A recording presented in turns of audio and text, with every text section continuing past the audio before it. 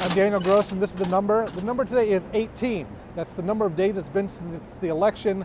We are now in what I call the fiscal cliff hostage situation, where we don't know what's going to happen to all these tax rates that are supposed to expire come January 1st. I got out of the office, came to the High Line to kind of collect my thoughts, see if I could find a smart man on the street to talk to.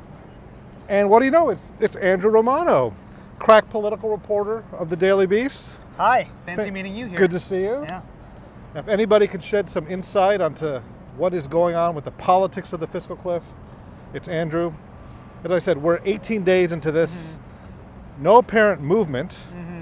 What is the state of the play right now? Well, we're just opening the negotiations at this point, so we don't really know. One thing's for sure is that Obama is in a much better position, I think, this time around than he was back in the summer of 2011 when he and John Boehner went at it for 44 days and tried to hammer out some sort of compromise, some sort of grand bargain on the fiscal situation. Right, we've always seen, I think, the last several years, it's been asymmetrical warfare, where Obama and the Democrats always seemed to want a deal, whether it was on the stimulus or health care or the debt ceiling. And the Republicans were always like, no, we're not interested in making a deal. No matter you come close to us, we'll move away. It now seems that with the election and with the structure of this deal, where all this stuff is supposed to expire, that the asymmetrical warfare is now on the side of the Democrats. Do they realize and kind of own that yet?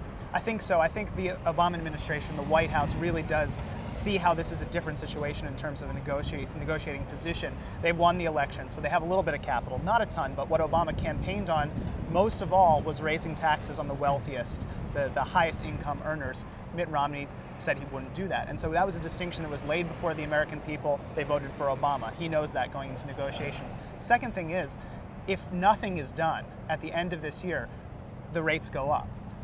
So Republicans don't want that. They desperately don't want that to happen. Obama's kind of okay with that. It gives him a lot of leverage going into negotiations. Now, we've seen some signs of, I don't know if you'd call it capitulation or recognizing reality, where the Republicans who were so dogmatic 2 weeks ago that taxes can never go up ever, we can never have more higher revenues. If you have higher revenues, it has to be offset with something else, to saying, all right, we could live with higher revenues if they come from eliminating deductions.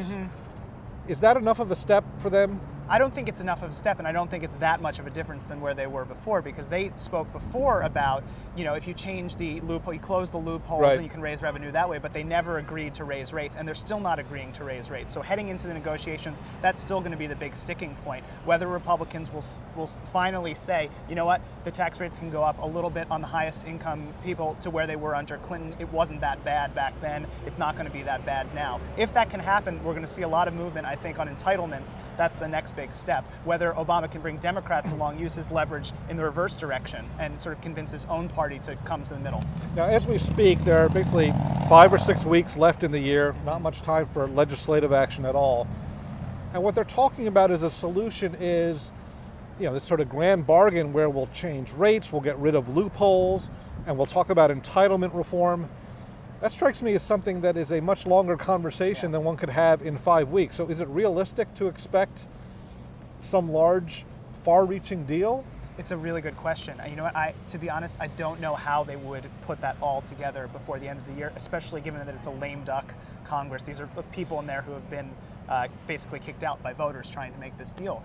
The Republicans are making the argument that we should push this into the next year, but the Obama administration wants to deal on taxes now, because if they push it past the end of the year, then they lose some of that leverage with the automatic expiration of rates. So one thing I've been asking all the people I interview and talk to about this is, if we're on a scale of 1 to 10, where 1 is John Boehner and Barack Obama hold hands and sing Kumbaya and announce the type of deal that makes both the Wall Street Journal editorial page and the Brookings Institute happy, and 10 is we just do a full Thelma and Louise driving over the cliff while accelerating. Right.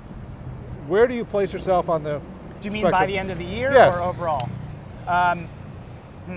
Somewhere in the middle. I mean, I would say I think we're going to see movement on taxes by the end of the year. I do. I think that there's enough leverage. Obama has enough leverage, and he's struck a hard line saying that we need to raise 1.6 trillion in revenues as his opening bargaining position, and that he's not going to budge on the raising tax rates for the rich. I think the Republicans realize that they need to come to some sort of deal. Now, that doesn't mean anyone's going to be happy Right. at the end. I think everyone's going to be unhappy, but that's how these things work. Okay, well, that's a little more optimistic. If I had to bet now, I would be at about an 8.5. Okay. Part of this is because it's sort of a joy to cover this. Right. This is a hostage situation. It's very exciting.